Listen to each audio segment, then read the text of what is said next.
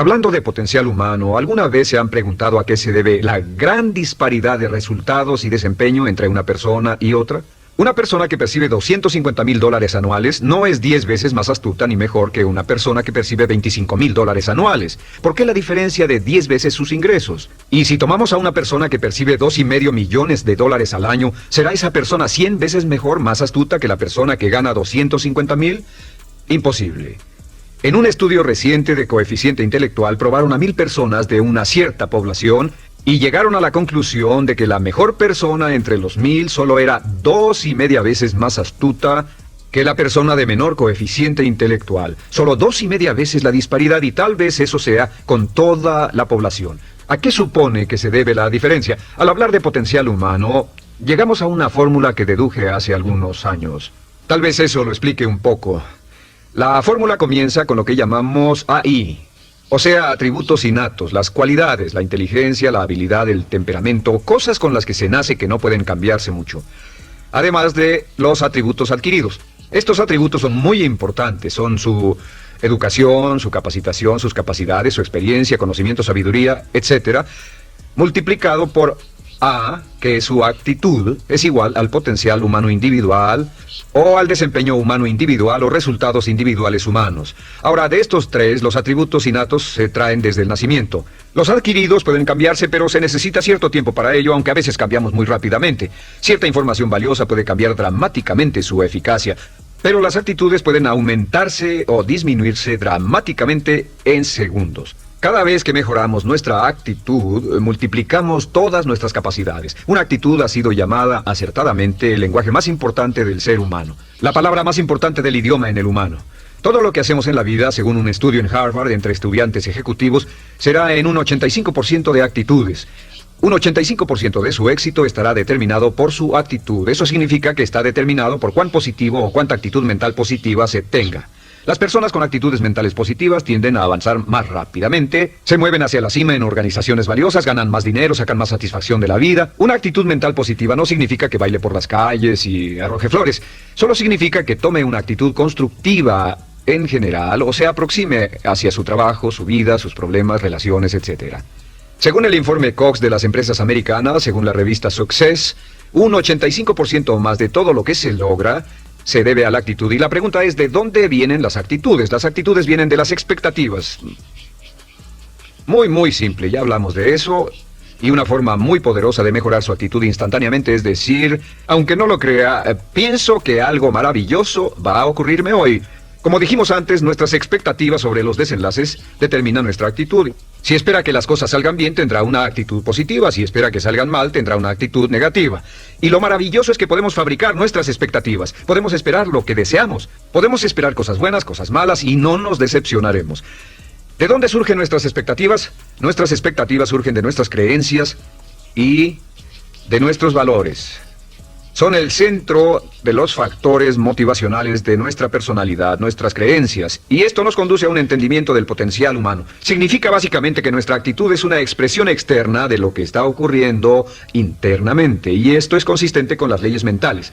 Con respecto a las creencias, cada uno de nosotros tiene muchas creencias en el fondo que los psicólogos llaman los conceptos propios. El concepto propio, o su descubrimiento, es considerado por muchos como el logro único y más importante para comprender el desempeño humano en el siglo XX. Yo estoy de acuerdo. El concepto propio es como, si queremos usar una analogía militar, el centro de mando. O si queremos usar una analogía técnica, es el programa central de su computadora básica. Es un grupo de creencias, valores, actitudes, sentimientos, ideas, etcétera, almacenadas en el fondo de nosotros y son el resultado de casi todas las experiencias que hemos tenido en la vida. Y algunos investigadores dicen que el concepto propio comienza a formarse aún antes del nacimiento, pero el concepto propio, una vez colocado, precede, predice y determina sus niveles de eficacia y desempeño en todas las áreas de nuestra vida. El concepto propio se convierte en el centro de mando o el programa maestro. El concepto propio de este grupo de creencias determina lo que dirá, lo que hará, cómo actuará, cómo se siente y reacciona, etc. ¿Qué significa esto? Significa que todas las mejoras en su vida externa, todos los cambios en su realidad comienzan con un cambio en su concepto propio. Les voy a explicar lo que significa. Esta es una gráfica muy simple. Hablamos de potencial humano y decimos que la persona promedio usa un 10% o menos de su potencial. Según investigaciones, tal vez es mucho menos. El Instituto Stanford Brain en Santa Clara, California, estima que tal vez se aproxime a un 2%. Seremos generosos y diremos que la persona promedio usa un 10%. Significa que en los mejores casos, la mayoría, como usted o yo, no usamos un 90% de nuestro potencial. Uno de los mejores filósofos, Oliver Wendell Holmes, dice que la tragedia de la persona promedio es que llegan a la tumba con su música aún por dentro. Aún están funcionando con mucho menos de su potencial total. Y esto es el potencial humano. Sabemos que existe una relación directa entre el potencial humano y el concepto propio, pero como nuestros conceptos propios o nuestras estimaciones de nosotros mismos generalmente son mucho menores de lo que debieran ser, nuestro nivel de desempeño y eficacia también es menor. Sabemos que nuestro concepto propio es altamente subjetivo. ¿Qué significa esto? Significa que el concepto propio, lo que pensamos que es cierto sobre nosotros mismos, no está basado en la realidad, está basado en información que hemos tomado y aceptado como cierto, hasta el grado en que creemos lo que sea de nosotros mismos y se vuelve cierto para nosotros porque actuamos de una forma consistente con ello. Algunas personas que leen sus horóscopos y creen en horóscopos predicen su futuro. Hay algunas personas que toman la crítica y las opiniones de otros a quienes ni siquiera respetan y hacen suyas esas ideas, dando un resultado muy negativo. Lo que piense, lo que acepte como cierto, se vuelve cierto para usted. También sabemos que como adultos tenemos una variedad de conceptos propios. Tenemos un concepto propio de cómo vestirnos, cuánto pesamos, lo que comemos, lo bien que podemos hablar en público, qué tipo de padres somos, qué tipo de hijos somos con nuestros padres, qué tipo de esposo o esposa somos, qué tipo de amante, de conductor. Lo interesante de manejar es que todos los hombres tienen un concepto muy positivo con respecto a esto. Las mujeres no entienden esto, pero los hombres nacen con un genio inherente para manejar. Todos los hombres son choferes excelentes. Si no lo creen, todo lo que tienen que hacer las mujeres que están viendo esto es pensar en la última vez que trataron de corregir la forma de conducir de un hombre y recordarán que no obtuvieron buenas respuestas. ¿Cómo respondemos ante alguien que desafía nuestro concepto propio sugiriendo que no somos las personas que pensamos ser? Estamos a la defensiva, nos enfadamos, nos irritamos, es difícil que nos traten. Tenemos un concepto propio de lo creativos que somos, lo inteligentes, lo rápido que leemos, lo bueno que somos en los deportes, y si practicamos una gran variedad de ellos, tenemos un concepto propio para cada uno de ellos. Tenemos un concepto propio de lo bien que cocinamos, de lo bien que educamos a nuestros hijos, de lo bien que limpiamos nuestra casa, los autos que manejamos, etc. Y también de lo que valemos por lo que ganamos. Es muy interesante saber que nunca ganamos más del 10% de nuestro concepto propio en ingresos. Nuestro concepto propio determina nuestro nivel de ingresos. Este nivel de concepto propio se llama zona de confort. Y aunque queramos más dinero, veremos que la tendencia humana natural de todas las actitudes es luchar por lograr entrar a la zona de confort y luego quedarnos ahí. Si ganamos un 10% por encima de nuestro concepto propio de ingresos, tendremos una necesidad imperante de deshacernos de ese dinero. Lo donaremos, lo gastaremos en forma extravagante y hasta lo perderemos si recibimos demasiado. Las personas que ganan la lotería siempre están quebradas a los 2 o 3 años. Queman el dinero porque ese dinero está más allá de su concepto propio. Si gana 10% o menos de su nivel de concepto propio, se descubrirá luchando, trabajará más duro, más tiempo, pensará en forma más creativa, buscará diferentes formas para aumentar sus ingresos o sus segundos ingresos. La única forma de mejorar cualquier parte de su vida, incluyendo sus ingresos, es aumentando el nivel del concepto propio de sus ingresos, comenzando a pensar en usted como si estuviera ganando más dinero. Si quiere bajar de peso, la única forma en que podrá lograrlo es pensando en que está delgado. Piense en usted mismo como una persona más delgada. Si quiere volverse una persona más popular, más amorosa, más feliz o más sana, comience a pensar una y otra vez en esas cosas hasta que se vuelvan parte de su nuevo concepto propio. Hablaremos de eso más adelante. Es una parte esencial de la programación de su mente hacia el éxito. Su concepto propio global está determinado por el promedio de sus conceptos propios en las áreas que considere importantes. Ahora, su concepto propio está formado de 3 partes críticas. La primera parte del concepto propio es el ideal propio. El ideal propio es la persona que más desearía ser, es su idea de lo que constituye un ganador, es su visión ideal de lo mejor que puede ser usted.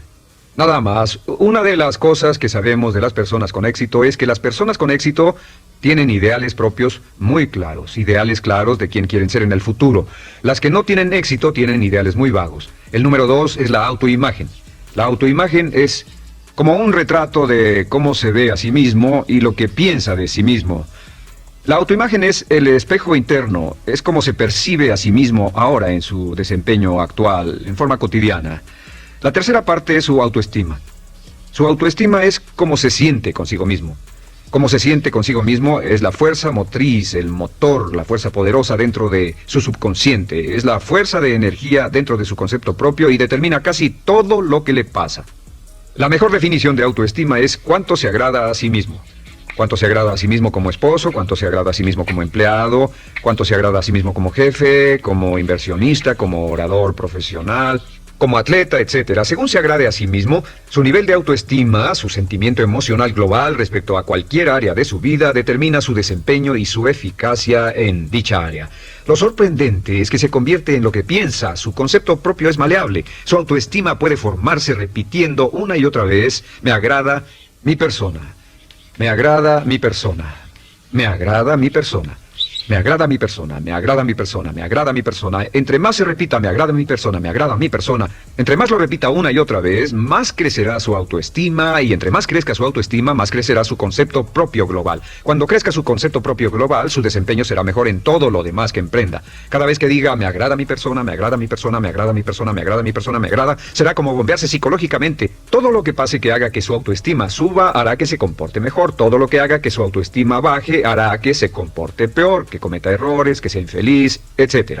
Un punto crítico de agradarse a sí mismo, sobre autoestima y agradarse a sí mismo, es que, número uno, nunca puede querer a nadie más de lo que se quiere a sí mismo. Que su nivel de autoestima es determinante de la calidad de relaciones que tenga con los demás. Y número dos, es que nunca puede esperar que nadie más lo quiera o respete más de lo que se respeta a sí mismo. Cuanto se agrade o se respete a sí mismo, determina sus actitudes hacia usted. Todas las escuelas de psicología actualmente están de acuerdo en el hecho de que depende de lo que usted realmente se quiera y se respete a sí mismo como un ser humano valioso e importante, tiene efecto sobre todo lo que le pase. Cuánto se agrade a sí mismo, y lo que puede hacer es mejorar su autoestima diciendo: me agrada mi persona, me agrada mi persona, me agrada mi persona, me agrada mi persona. Y esto nos lleva a la pregunta: ¿de dónde viene el concepto de autoestima? Y descubrimos que el concepto propio es maleable, puesto que no nace con este concepto propio, no nace con ninguna idea sobre sí mismo, no nace con autoimagen ni autoestima, nace en cierto modo como potencial propio. Es la mejor forma de plantearlo. La persona promedio llega al mundo como potencial puro. Y no tiene el concepto propio de que todo lo que es ahora, todo sentimiento que tiene, toda actitud o valor, tuvo que aprenderlo en el transcurso de su vida. También sabemos que el niño llega al mundo con una necesidad imperante de amor y contacto. Y como una gran cantidad de investigaciones lo indican, necesitamos mucho amor y contacto durante toda nuestra vida, pero en especial durante nuestros años de formación, porque de niños aprendemos quiénes somos, cuánto valemos, si somos importantes, inteligentes, amorosos, chistosos. Todo esto lo aprendemos por la forma en que nuestros padres nos tratan. Si nuestros padres, nuestros parientes, tíos o tías, en especial nuestros padres, nos tratan como si fuéramos realmente importantes, crecemos pensando que somos realmente importantes, pero si nuestros padres no lo hacen, pasa algo más. Sabemos que los primeros años de vida son los más importantes para el desarrollo del concepto propio, que un niño comienza a partir de cero. El niño nace sin saber quién es él o ella. Son sumamente valiosos el primero, segundo, tercero, cuarto y quinto años de vida. Algunos psicólogos pensaban que eran los 5 primeros años, pero ahora dicen que son los 3 primeros años. En sus 3 primeros años de vida el niño aprende quién es, y dicen que si se les da suficiente cantidad y buena calidad de amor en los 3 a 5 primeros años, los prepara usted de por vida. Los coloca en una base sólida de autoestima y confianza en sí mismos, valor e importancia realmente. Existe una relación directa entre la calidad y la cantidad de amor y el desarrollo de una personalidad sana. Entre más amor, amor incondicional, reciba un niño en sus años formativos, más fuerte será la base de su personalidad. El reverso de la educación es que casi todos los problemas de psicosis, neurosis, perturbaciones de la personalidad y problemas de comportamiento surgen de los problemas que se tengan con el concepto propio.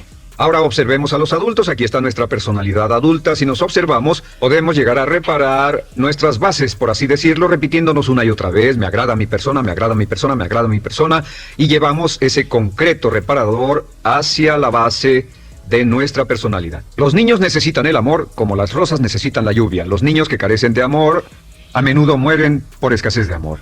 Es una enfermedad llamada marisma. Ahora, ¿qué más sabemos sobre los niños? Sabemos que los niños llegan al mundo con 2 atributos notables. El primero es que no sienten temor. Los niños nacen sin temores. No temen a nada excepto a caerse y a los ruidos fuertes. Y esto se expresa en sus actitudes: yo puedo. Los niños llegan al mundo pensando que pueden hacer cualquier cosa, y quien haya criado a un niño hasta la edad de 3, 4 o 5 años sabe que debe pasar esos primeros años evitando que se maten, porque son como pilotos japoneses, porque no le tienen miedo a nada. Su segundo atributo es que llegan al mundo totalmente espontáneos. Dicen lo que quieren, hacen lo que quieren, son totalmente desinhibidos.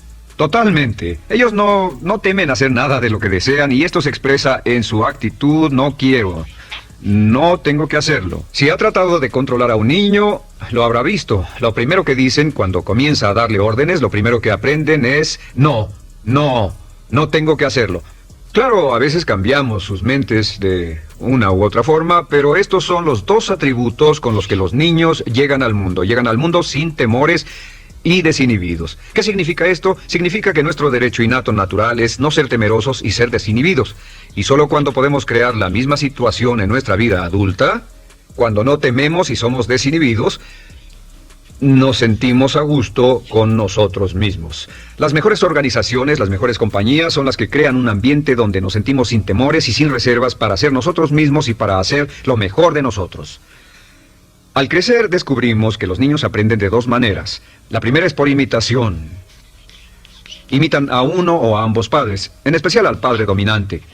Algunas veces el padre dominante cambiará cuando crezca el niño y a veces los niños imitan al padre, a veces a la madre, pero aprenden por imitación. Muchas características y hábitos que tenemos como adultos los aprendimos de nuestros padres. ¿Alguna vez ha tenido la oportunidad, ha tenido la ocasión de gritarle o reñirle a uno de sus hijos? Verá que le dice las mismas cosas que le dijo su padre a usted cuando era niño. Así que imitamos. A veces imitamos su caminar, a veces su forma de hablar, a veces imitamos sus valores, sus creencias, etc. Aunque esos valores y esas creencias no tengan ningún valor. ¿Por qué? Porque nuestros padres eran así cuando nosotros éramos niños.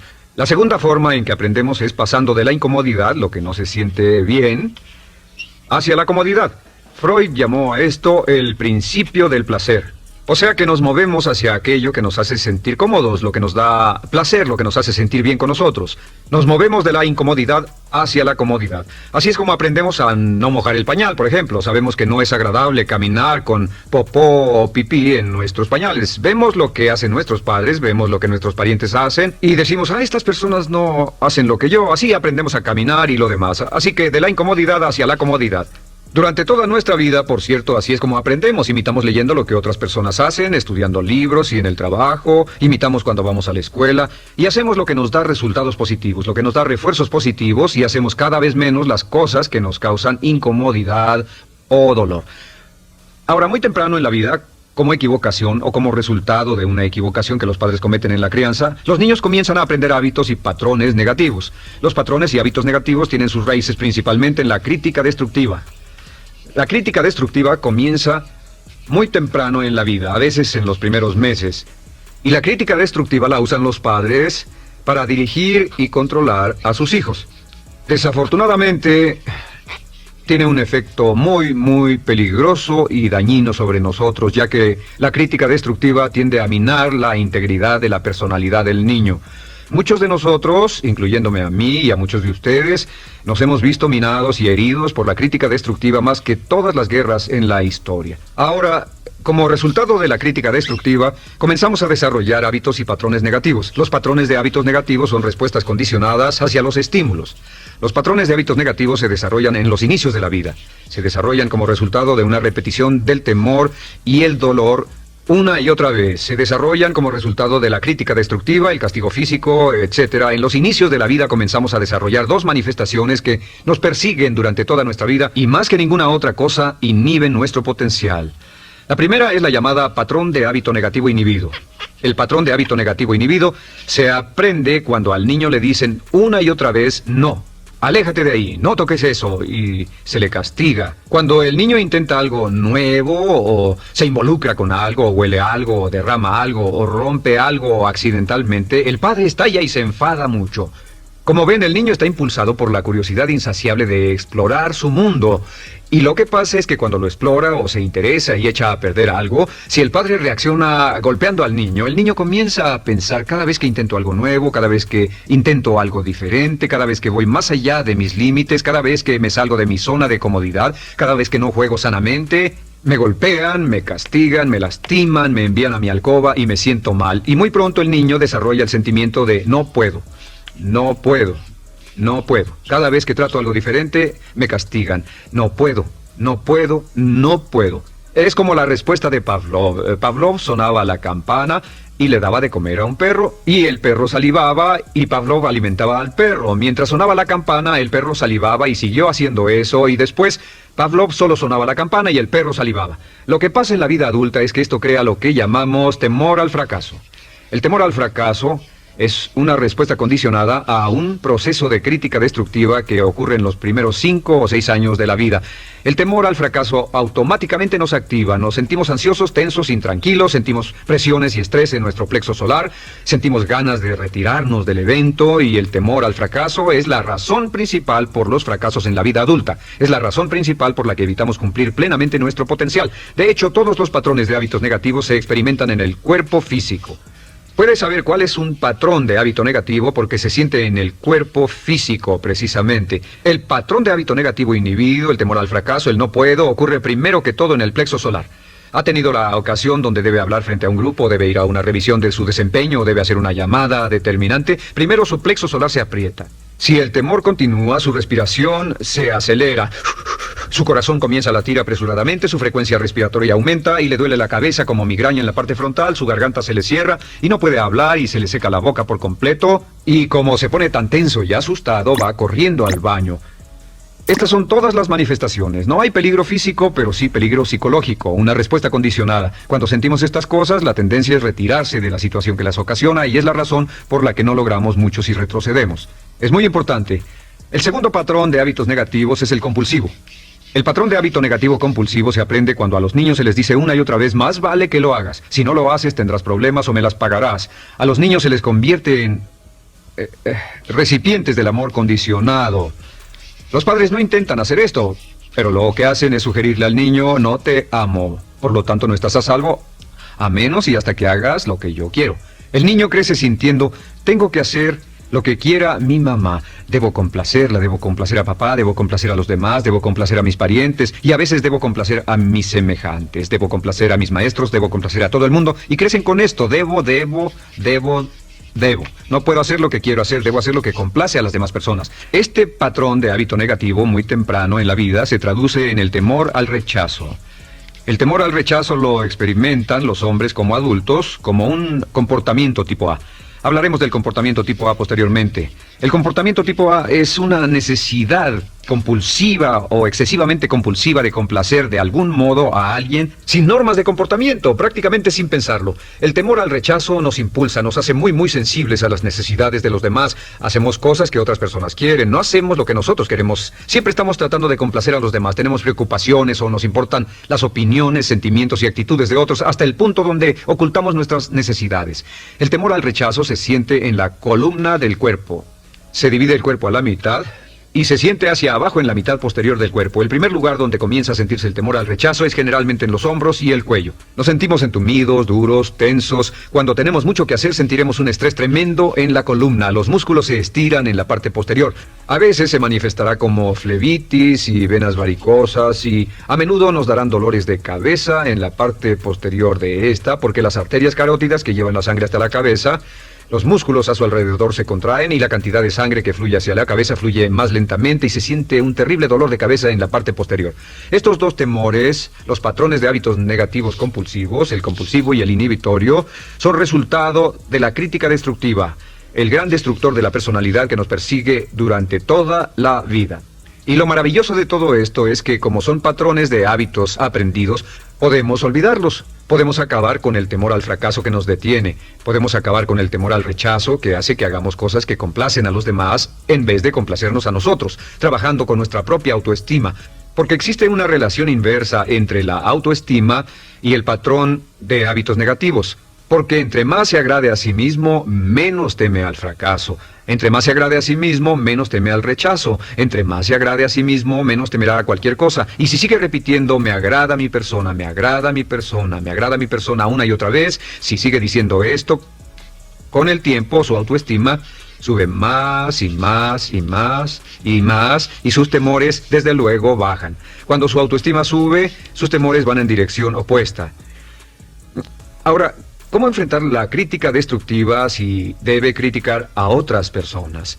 Pues eso es muy simple. Muchos padres nos han preguntado eso. ¿Cómo se controla a los niños? Una de las claves para controlar a los niños es dirigirlos para que hagan algo constructivo en lugar de hacer algo destructivo. Otra cosa que debe recordarse es que lo que quiere hacer es que quiere dar una crítica informativa, crítica constructiva, lo que significa que se les dice a los niños lo que pueden hacer o a los adultos lo que pueden hacer mejor. Todo el propósito de dar retroalimentación de cualquier tipo es mejorar el desempeño. Si es padre, o si es jefe, o si es una persona en una relación, si una persona está haciendo algo malo o inadecuado, todo el propósito de darles cualquier tipo de retroalimentación es para que puedan hacerlo mejor. Sin embargo, existe una relación directa entre la autoestima y la crítica destructiva. Cada vez que se critica a una persona, su autoestima baja. Y cada vez que su autoestima baja, su habilidad para desempeñarse baja. Si critica a una persona en forma destructiva demasiado tiempo, llegará a un punto donde no intentarán nada. Se convierte en lo que llamamos hipersensible. Un adulto hipersensible es aquel que no puede aceptar críticas de nadie. Un adulto hipersensible es una persona que está muy tensa, ansiosa, si siquiera sugiere que no está haciendo lo correcto. Si trata con un adulto hipersensible, la clave es sentarlo y recordar 4 cosas. Número 1, comenzar con alabanzas. Número 2, proteja la autoestima de la persona a toda costa. Número 3, discuta el desempeño y no a la persona. Hable del comportamiento más que de la persona. Y número 4 es enfocarse hacia el futuro en vez de en el pasado. Enfóquese hacia lo que va a hacerse en forma diferente en el futuro en vez de lo que pasó en el pasado. ¿Por qué? Una razón muy simple, porque una persona no puede controlar el pasado. Al no poder controlar el pasado, cualquier crítica de lo que han hecho en el pasado les da un estrés tremendo y frustración. Así que en resumen, la clave del éxito en la vida es una actitud mental positiva. Una actitud mental positiva se basa en expectativas de éxito, de una serie de expectativas positivas. Esa serie de expectativas positivas se basa en sus creencias y en su concepto de sí mismo. El centro de su concepto propio que determina su eficacia en la vida es su autoestima, y su autoestima se mide por cuanto se valore a sí mismo. Las 2 cosas que nos frenan más que nada son el temor al fracaso y el temor al rechazo.